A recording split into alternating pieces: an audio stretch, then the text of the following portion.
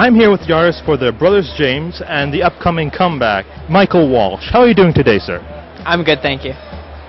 How did you first get into drawing comics? I've been drawing comics since I was a little kid.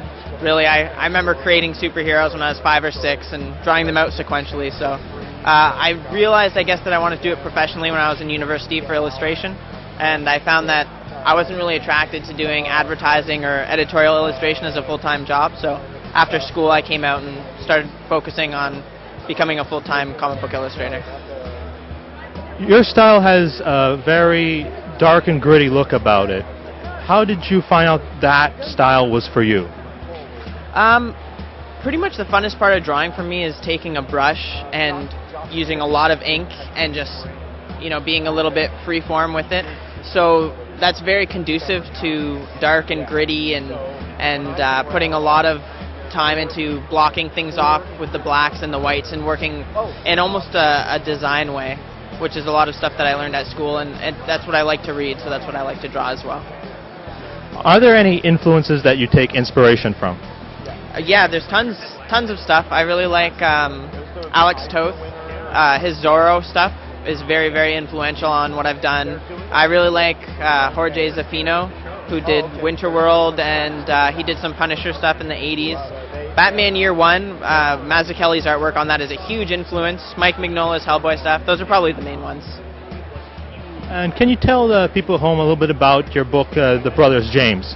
The Brothers James is a southern-tinged revenge story. It feels really pulpy and almost grindhousey. It's violent and explicit, and it's fun at the same time. I think there's a dark humor to it, and it's fun to draw, and Ryan Ferry is a fantastic writer, so I definitely recommend checking it out from 215 Inc. The limited series you have coming up, Comeback, is being produced by Image. Is it the first time you entered the mainstream comics? Yeah, I mean, if you even consider Image the mainstream, but I would say it's probably the biggest of the creator-owned publishers. And yeah, I've done some Image backups before, but nothing in long form.